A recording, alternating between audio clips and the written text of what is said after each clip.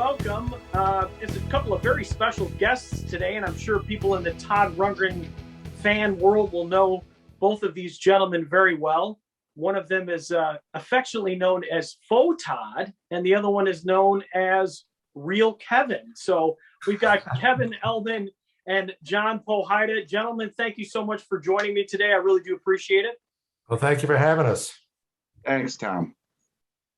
We're here, obviously. I mean, I want to start out at the reason that we're here is that you have a gig coming up, and it is billed as Kevin Ellman's Back to the Bars. Right.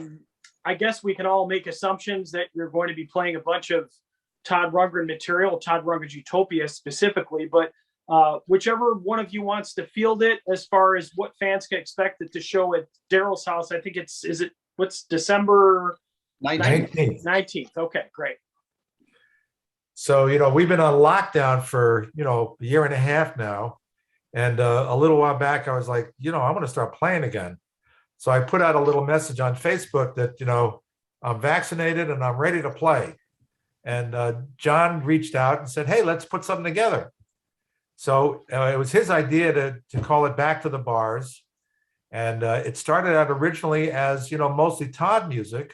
But then again, it was John's idea to say, well, why don't we play music from any part of your former career?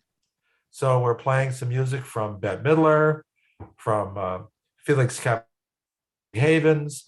So it's going to be kind of a retrospective of the people I played with, but I got to give credit to John. It was his idea to put that together that way. Yeah, thanks. Yeah, I thought instead of just doing the standard Todd tribute, maybe get away from that. I don't need to, fall back on trying to be as Todd as possible. I can sort of be more myself, and we can celebrate all the great artists, that Kevin has played with. So it's going to be an entertaining night, and he's also going to interject stories about the artists that he's played with. So it'll be entertaining musically, but then there'll be conversation as well. I mean, it sounds amazing. And I tell you, Kevin, I saw an interview with you recently, or I actually just listened to an interview with you recently, Kevin, where you talked about one of the reasons that you left, performing music professionally is because you didn't write songs and it wasn't your band. It was always somebody else's band that you're playing in. So this has got to be pretty cool that it's actually, in a way, this is your band. It's Kevin Ellman's band. Is this the first time you've been a leader? Yes, it is. So it's really coming full circle, and we're really co-leaders, myself and John. But what's interesting, I was traveling with Todd, and you're right, I didn't write music, and I wasn't a singer, and I had just gotten married and had kids, and I realized, I'm going to be on the road backing people up my entire life. I'll never be able to stop doing that. And I realized that, that might be a rough way to go. So I made a decision that I wanted to have kind of a balanced life. And I decided to stay in New York City and play around the city. So I did some recordings. I played on some weddings. I did some gigs. And my father came to me one day, and he had a chain of restaurants called Beefsteak Charlie's. I don't know if you remember them. Yeah. And their claim to fame was, this is in the 70s, for $4.99, you got an 8-ounce steak, a baked potato, all the salad you can eat, and all the beer, wine, sangria you could drink. So yes. Very popular. I was living in Boulder, Colorado with my parents in 1974, and we had Beefsteak Charlie's. Wow. And it was a big deal when we went to Beefsteak Charlie's. And as I recall, they also served baskets of popcorn. So that may have been a special thing for Colorado, but wasn't what we did up in the north. But the big thing was that the restaurants were mobbed. I mean, mobbed, if you can imagine. But nobody ever went in the bar. There wasn't a soul in the bar. Why go to the bar and pay for beer when you can get over here and get it for free? So my father came to me and says, hey, Kevin, I had this idea, maybe we could put in like sound and light and hire bands, and we could maybe figure out a way to sell some booze, because booze is very profitable. I said, hey, that's a good idea, Dad. He says, well, I'm glad you think so. I said, I'd like you to do it. Oh, you want me to do it? So what did that mean? I had to hire 70 bands and move them around all the different Beefsteak Charlies, trying to figure out, well, this sound is appropriate for this place, and downtown Manhattan, we need this kind of maybe a jazzy thing, and upstate New York, we need something else. And I discovered I like being in charge. So I was like, okay, you're hired, you're not. And I realized, well, if I want to be in charge, this is my shot at doing it. So I spent 15 years working in the restaurant business with my father, initially booking bands, and then eventually running the whole business. And eventually he sold the business, and he had, of course, had a huge payday. I didn't. And now it's like, well, now what do I do? So I figured, okay, I'll start a consulting service for restaurants. It seems reasonable. And as I'm going around trying to offer my services, I couldn't get anybody to pay me for like menu advice or marketing advice. But somebody said to me, Kevin, you ought to offer financial consulting, because that's what these guys really need. So I went back to school, became a certified financial planner, and hung up my shingle as financial planning for restaurants. And little by little, I built that up. And then little by little, I, got all kinds of other businesses, and I built up a business. And now, it's good enough that I can spend, more time if I want playing music. So it's really come full circle. And I'm very, very happy to have a chance to play with John and play this music. Were any of those 70 bands that you booked, anybody wind up breaking out of the bar scene? Somebody you remember working with early on in those days? The only person who broke out a little bit was Buzzy Linhart. Okay. And he was one of the co-writers with Moogie Klingman, who was, one of Todd's piano players, and wrote Friends for Bette Midler. So that was like the whole connection. So there was the Moogie Klingman circle. I met Buzzy, and I booked Buzzy, and then I met Bette, and from Bette I met Barry, and then from there I met, John, and then I met Todd, and it was the whole thing revolved around Moogie Klingman. He was really the kind of catalyst for my whole musical career. I tell you, that show in New York City, that first night, the emotions behind that particular performance are absolutely amazing. And, I think a lot of my fans, and John may agree with me, a lot of us didn't get a chance to catch that first Utopia lineup with you and John. So it was an opportunity for us to actually see you guys perform live. And yeah, I can only imagine what the emotions were for you sitting behind the kit that night. It was pretty intense, especially, we knew that Moogie was not doing well. And this, the rest of the story is we ultimately decided to take that band on the road and have a reunion tour, which was fantastic. And as we're getting ready to go on the road, it's obvious at the rehearsal that Moogie can't do it. He can't play the songs. He can't stay focused. And so one day we sat down with Todd and said, it's not going to work. I mean, imagine we're on a tour bus and Moogie dies. So Todd, and I have to give him credit, in a very, very dignified way, explained to Moogie that, you won't be able to go on tour with us, but when we come back to New York, you can join us for a night in New York, and we'll play all the Moogie tunes. So Moogie was okay with that. And as it happened, while we were on the road, he did ultimately pass away. So, I mean, it would have been on a tour bus in the middle of nowhere that this would have happened. It would have been awful. So It was a pretty intense experience. So, I mean, I'm wondering, when you play these songs here with John, I mean, you said you're dipping through your whole back catalog. Obviously, Moogie's an important part of that. What kind of memories does this bring up for you? And then, John, afterwards, what kind of emotions does it stir in you as well? Well, it really takes me back because, some of the songs, it's like, I was that guy at one time.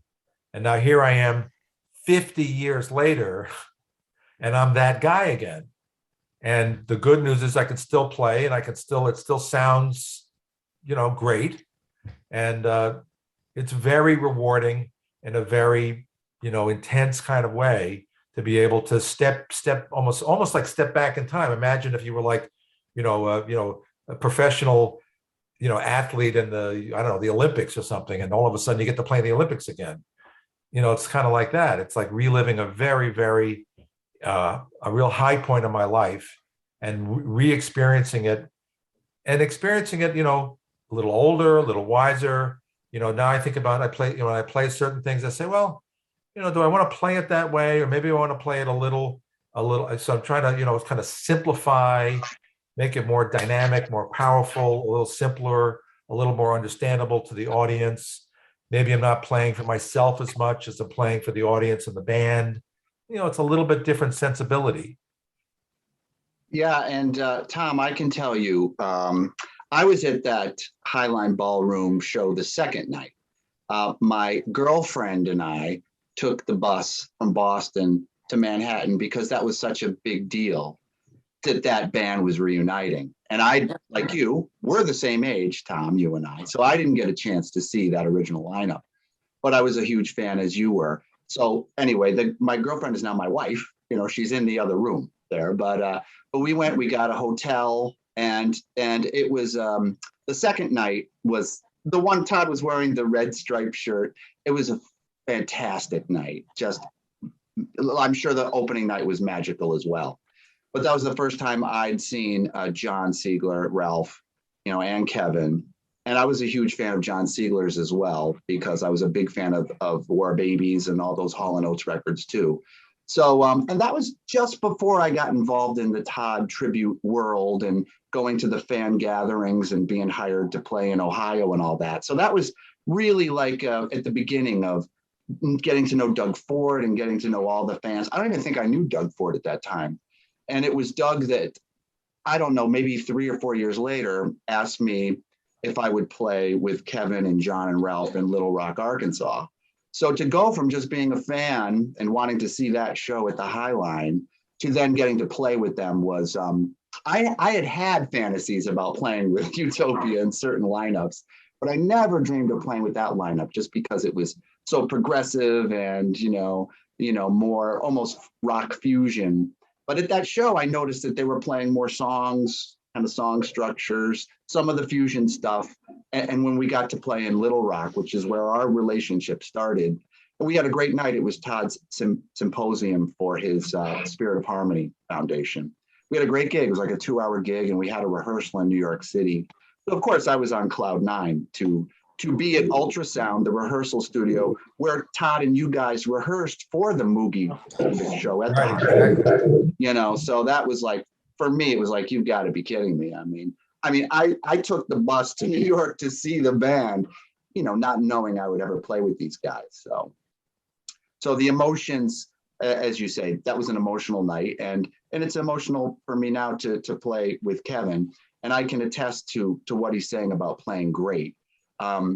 This isn't the only band Kevin's in. He told me the other night, we played last week in Boston, we rehearsed. He's in a couple jazz bands and a blues band as well. His playing is fantastic right now. He's totally inside the tunes. And I feel like a good drummer could do a good job. An excellent drummer could play these songs. But when you're playing with the guy and he's inside those tunes, and it's like, it's the hi-hat, it's the bass drum, it's the transitions, it's the way he holds the sticks. He's one of the masterful drummers, and he's playing at a very high level right now. And anyway, it's a lot of fun for me. Oh, I can only imagine. I'm glad you mentioned Doug Ford, of course, and Mel, who did such a great job of sort of, getting the Todd fan base together and cohesive. And a lot of these great events were Rundgren radio events, and we all got together that way, which is fantastic. But, speaking to Kevin's drumming, it's interesting. I think a lot of people are used to saying, oh, you hear a guitarist and you can really pick up their sound and their unique style.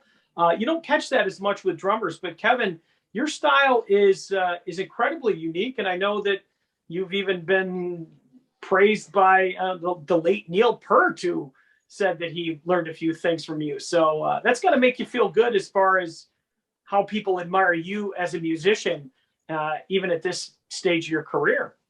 Well, it's very gratifying. And what was interesting is after I read that article, I was like, I didn't know that Neil was influenced.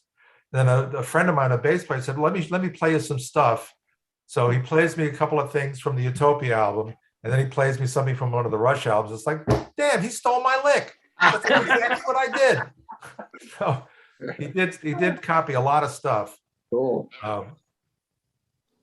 Yeah, there was definitely a lot of stuff. So, and you learned from Jim Chapin, who was Harry Chapin's father, and of course, if I'm not a drummer, but from my son's a drummer, and I know some drummers, and Jim Chapin, I guess, is a pretty big deal to drummers out there in the world. He's one of the all-time great teachers, and I started studying with him when I was like 13, and I studied with him for years.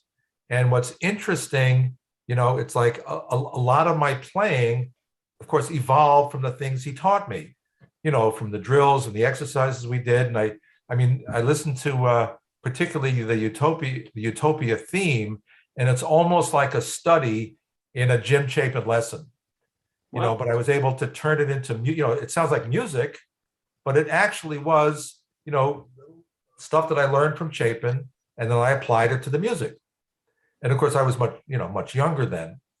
But what's also interesting is that I wonder, today it's so easy to have contact with, fans and people who like your music, either after the show or on social media or email. But in those days, we were very disconnected. We were playing 5 or 6 cities a week, getting on a plane every day. So after the show, it wasn't like we're hanging out. It was like, well, maybe you get a quick bite, but you got to go back to the hotel, get some sleep, pack, and get on a plane the next day.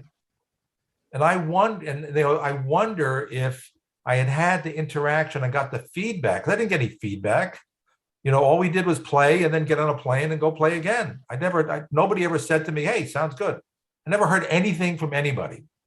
And I wonder if I had gotten more feedback, if I would have said, this is a rewarding life, would I have stayed with it, So I wonder about that. Today, you get so much feedback from so many people, you know exactly what people think. But in those days, there was no feedback.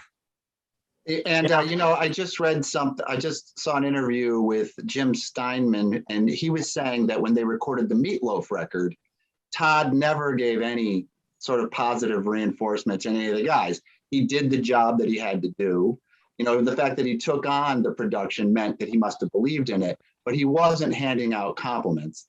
So even with Todd, maybe that was true as well. Although he did say you were hella funky, I believe. Well, he didn't say it to me. He said it in an article, in an article. Yeah, you had to read it. In the entire time that I've been with him, I don't think he ever said a good word. Fascinating. Well, but I hear that if he doesn't like something, he's pretty quick to say that. So if he doesn't say a good word, that's good, as long as he never said a bad word either. Well, that's better. So. Right. But so that was what was weird about that band. It was like there was no feedback. Nobody ever said, "Hey, man, that sounds great." Everybody just played. It was over. We went for lunch. It was like, yeah, of course it sounds great. That's what we do. We sound great. It was weird. So I wonder if it would have been different with if there was more feedback. Mm-hmm. And it wasn't until 40 years later I was playing with Moogie. We started playing in 2000 again, a Moogie band. I played with them for about 10 years, and finally, I think 8 years later, 8 years after I started playing it, he said to me something. You know what you got? You're really musical. I said, thanks, Moogie. After 40 years, it's really nice to get a compliment. Funny. Well, that's fantastic. So in terms of the set list, we've talked a little bit about the fact that you're drawing from all kinds of different parts of your career. Either one of you can tackle this question. What has been the most challenging song that you guys have been dealing with in terms of the rehearsals? And what was maybe a song that you thought would have been challenging, but kind of really came together and you're super excited about performing live? I'm going to give that to John. All right. Well, I tell you, when I initially put the lineup together, because Kevin sort of trusted me to put the band together, it's 4 Boston guys and Kevin. So I originally wanted to have 2 guitarists because I didn't want to play any guitar. I wanted to just sing. I thought, I have enough work to do just singing, songs when Todd was 24, 25. I'm 55 now, like you, Thom. So, but Kevin said, I really don't want 2 guitarists. I also wanted a percussionist. And I think I was really just being lazy. But once I dove into it and got into the challenge of, because I play guitar, I play rhythm guitar, and I like to play guitar, but I wanted to just sort of leave it to maybe, more experienced guitarists.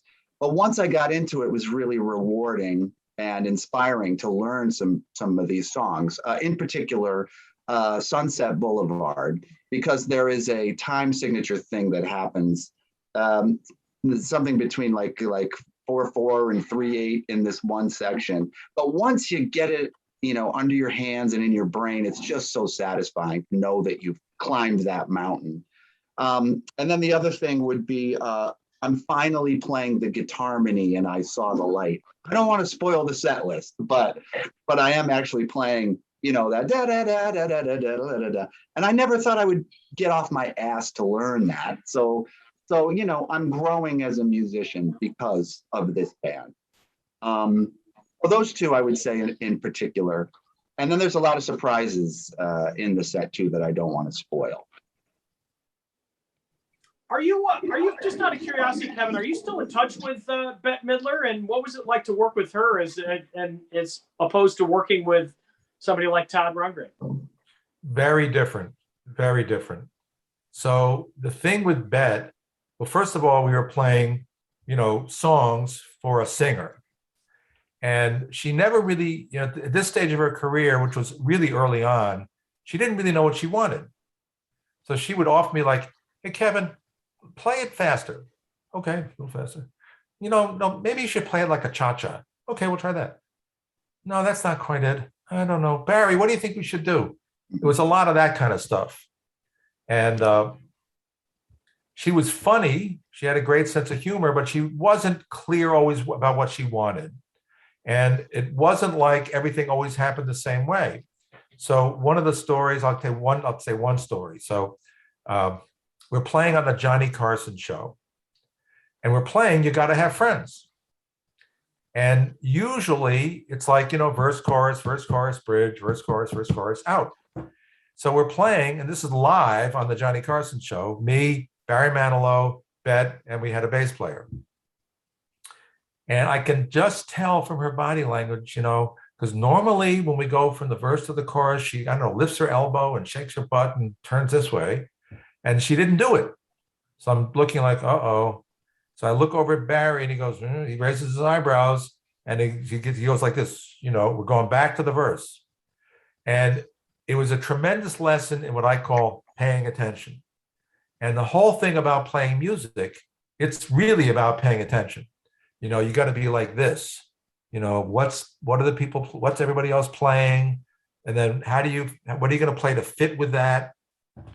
And I wrote an article about how playing music really taught me how to be a much better financial advisor, because Bette didn't turn around and say, okay, we're going to the verse.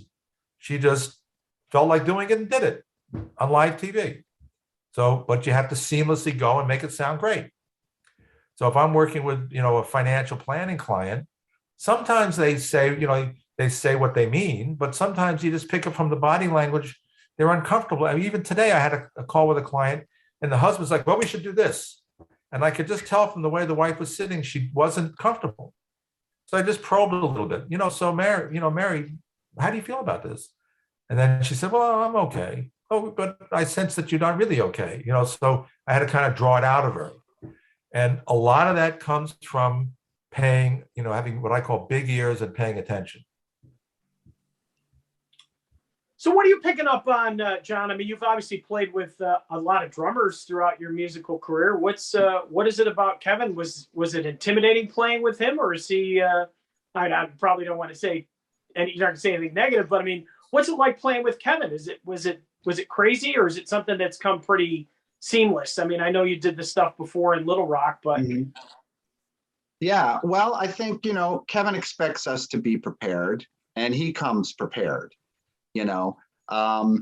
He's really great, like he's saying about having big ears. If I do feel like I'm getting a little bit lost, I can turn to Kevin and listen for his transitions, listen to the music that he's making, and I can get back on track, But my experience with Kevin from, that rehearsal at Ultrasound to Little Rock is it's been very casual and very fun as long as we're prepared. You know, if we're prepared, we can put on a fun, entertaining show, which I feel that we did, you know, in 2015. And this will be the same way.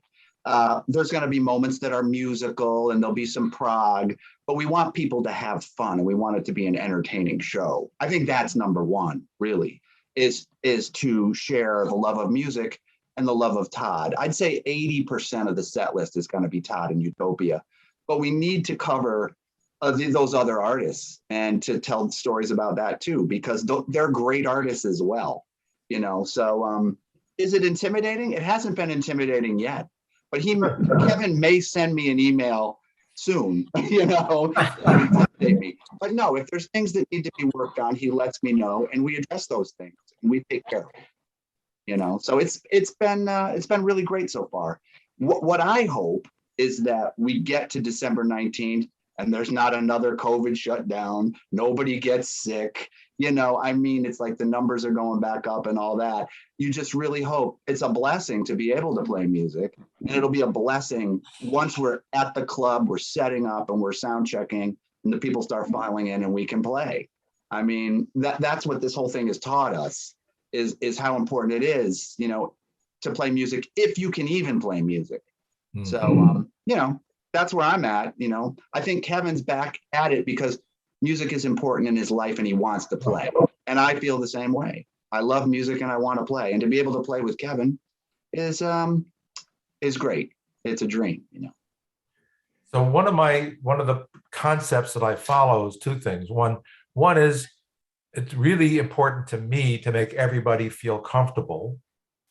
So, you know, the groove's got to be solid. The dynamics have to be right on.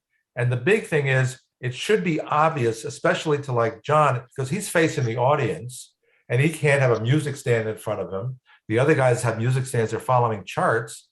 So to me, it's very important to make it obvious what's coming next. You know, so to me, leading up to the, you know, going from the verse to the chorus, you know, I'm doing little things that like change the energy. And then there's a fill that should obviously resolve in the chorus. Yeah, it should. But I've played with so many drummers that miss that concept. It's like, there's a transition that needs to happen here. You need to do something between these two sections. It's amazing how that's lost on even really good drummers, you know. Yeah. It's not just a matter of playing a fill. It's got to sound like it's going to the chorus. You know, how do you do that? So that's the skill. That's the musicality to be able to make it obvious that now we're going to some other part of the song. Right.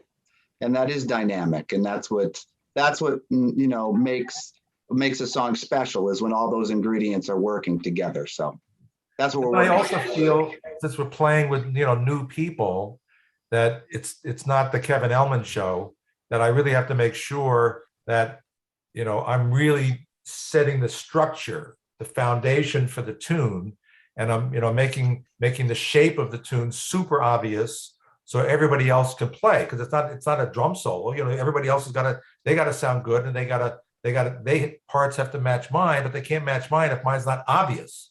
Mm-hmm. So that's a big part of it, is making everything that I'm doing very obvious. But there will be a drum solo. Be forewarned. There will be a drum solo for all you drummer people that are coming to the show. Well, now, I hope Kevin has not rehearsed any of the stories that he's going to tell, which is good, because I will be as surprised as the audience when we hear the stories. Yeah, I didn't want to tell him in rehearsal because everybody's going to go, "Oh, I heard that already." So that would be weird. I want everybody to laugh at the, you know, because it's funny. I'm curious. I mean, this is a very special show. I hope there's plans to record it professionally. See, maybe we could do something with it, or even if it's just distributed to the fans, I'm sure somebody will try to get a capture of it. But I mean, I can't help but think that this is something that could potentially lead to, if nothing else, some regional stuff. I mean, Chasm Sultan's Utopia has done really well for Chasm, and the fans really love that.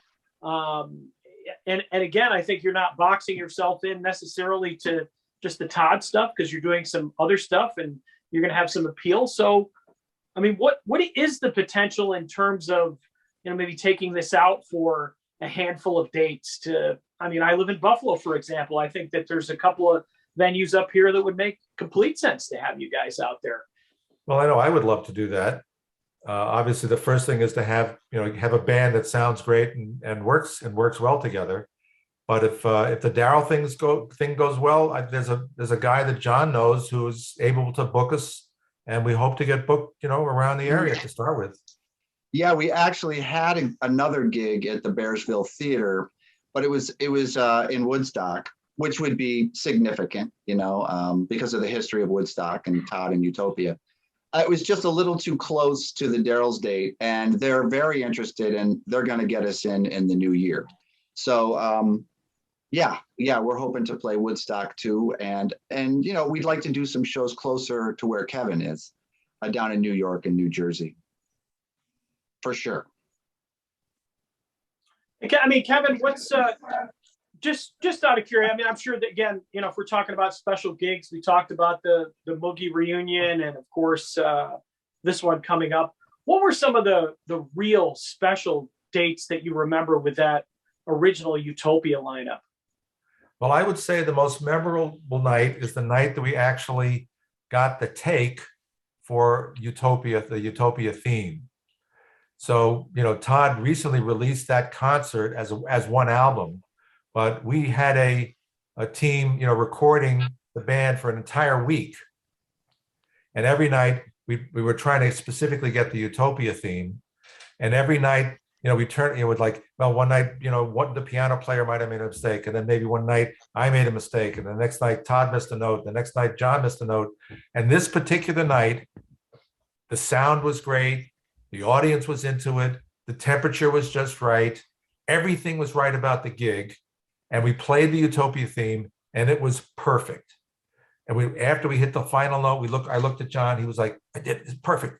Looked at Ralph. Excellent. Moogie. All right. Looked at Todd. He's got it. So it was like, whoa, we caught it. And I have to say, I mean, to this day, to me, it sounds as fresh as anything. It was live, just about perfect, and it still sounds great. So that was a high point. What do you think, John? I mean, John, you've obviously, I've actually got the vinyl here, and I've got the 2 vinyl set of the full concert there at the Fox Theater. That's a pretty special recording, I have to say, and in no small part due to your drumming on that. Even the way they captured your drumming sounds so amazing. I mean, there's just a lot of oomph to that kind of stuff.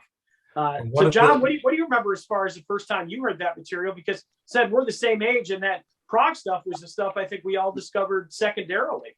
Right. Yeah, it was, because the first time I saw Utopia would have been on the Oblivion tour in 1984, or was it 4 or 3? I know I was underage. I was 17. So, when you discover that sort of more pop-oriented stuff and you're getting into that world, you got to work your way backwards. And it was all fascinating. And I wasn't a stranger to fusion or rock fusion, because I was in the Albany High School Jazz Ensemble as a bassist.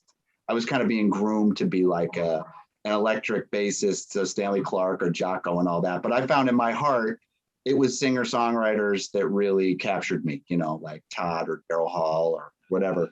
So that material spoke to me as well, because I'd already been through the Bruford records and UK and, and some Mahavishnu and things like that. So it was easy for me. I think the things about Kevin's playing that probably spoke to me the most were more the song-oriented things, like things on the Todd record or Initiation, because I'm a fan of songs. As I get older, I'm more of a fan of songs. I still do have an affinity for fusion, but it's tough for me to get through a half hour of fusion now at my age, but it certainly stirs up memories, and I marvel at the facility of music like that, for sure. But I'll tell you one story that relates to that. So in 2000, I was on a regular guest on CNBC as a financial commentator. And at the time, I didn't really make a big deal about being in rock and roll. It's kind of like my little secret. But somebody found out that I was with Todd's band. And one day they came to me and said, hey, we heard you played with Todd Rundgren. Yeah, yeah. And we'd like to have a reunion on air with you and Todd, because Todd is now promoting Patronet. He was one of the first people to sell music on the internet. So I said, okay, that's a great idea. So the week before the show, they had a contest and they put up pictures of 5 different guests on CNBC. See if you can guess who was Todd's drummer. Now, I hadn't played in a long time, or I've been playing a little bit here and there. So that whole week, I'm feverishly practicing at home, working on my drills, working on my rudiments, making sure I get back in shape. And the day of the show comes, and first they have a Todd on talking about Patronet, and they have me come on talk about financial advice for career changers. So I give my bit, and then we meet in the green room, where before you go on, I say, hey, Todd, so what are we going to play? He says, oh, I don't know, we'll play something. I'm going, play something? I mean, I haven't played in 25 years. What are we going to play? Oh, I don't know. So I think this is kind of weird. So I go over to Chasm. I say, Chasm, what are we going to play? He says, oh, I don't know. Todd will think of something. I'm going, what the heck is going on here? I mean, I need to get ready. They're obviously ready, but I'm not ready. So I guess I figured out that, I don't know if they're trying to play a joke on me, or I don't even know what was going on. But for them, it was like, we're just going to play. Me, I had to really think about it. So he plays a song with his band, and then the drummer goes off, and I go on. And the commentator, Bill Griffith, says, how'd you guys meet? Blah, blah, blah. And then, what are you going to play? So Todd says, okay, we're going to play the Icon. Oh, And I go, the Icon? God. The Icon? How does that go? I can't remember how it goes. And I'm sitting there thinking, now, how did it begin? I'm going to how it starts. And as I'm going like this, he goes, ready? 1, 2, I want, and he counts it off. I've seen I that don't know clip. how it happened. My hands just played the part. Yeah. I played that song so many times. I couldn't play it wrong if I wanted to.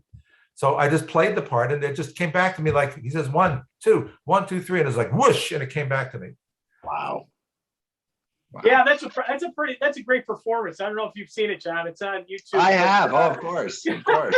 I would have thought for sure you had rehearsed. That's what I would have thought too. I mean, that's kind of funny, but I could sort of picture that. And I mean, if that's a preview of the stories that we're going to get for the show, I mean, that story is just a fantastic one. It's I got a few more like that. So I'd like to ask Kevin about the 2011 reunion when you guys actually toured America. Right. I think I may have run into you in Ohio. I think you guys were playing, and the tribute band was hired to go out there, but that must have been an exciting call to go on tour with Todd again after all those years. Well, think about it. I mean, to have a chance to be that guy again, 40 some odd years later. I mean, you never get a chance like that. I remember I went to my partner because we had a busy business at the time, and I said, "Look, I'm going on tour for 3 weeks." He says, "And how can you do that? You're going to leave me here? We got a business. What do we do?" He's freaking out. I'm saying, "Look, this is a once in a lifetime thing. It's never going to happen again, ever. This is it. Right. I got to go."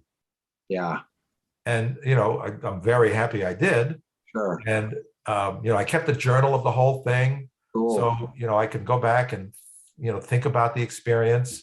And I want to tell you, I got a couple of stories from the tour. Cool. But I saw a clip where you guys are playing Freedom Fighters. I don't know if it's in Atlanta or something, and everybody's making mistakes, including Todd, except you.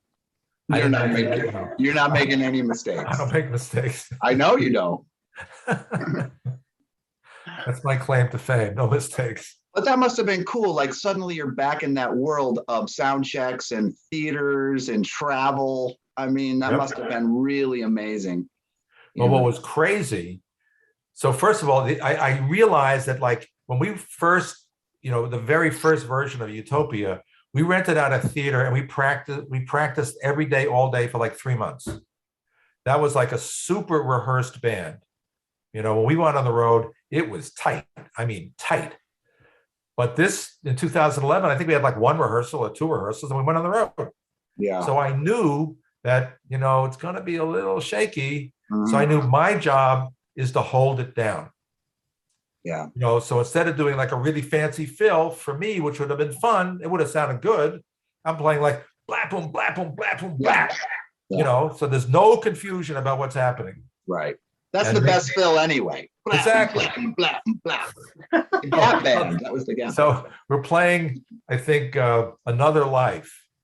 And there's a space in the song where there's a stop, and first the guitar comes in, then the bass comes in, and then there's like a hold. And all I did was go blap and come in.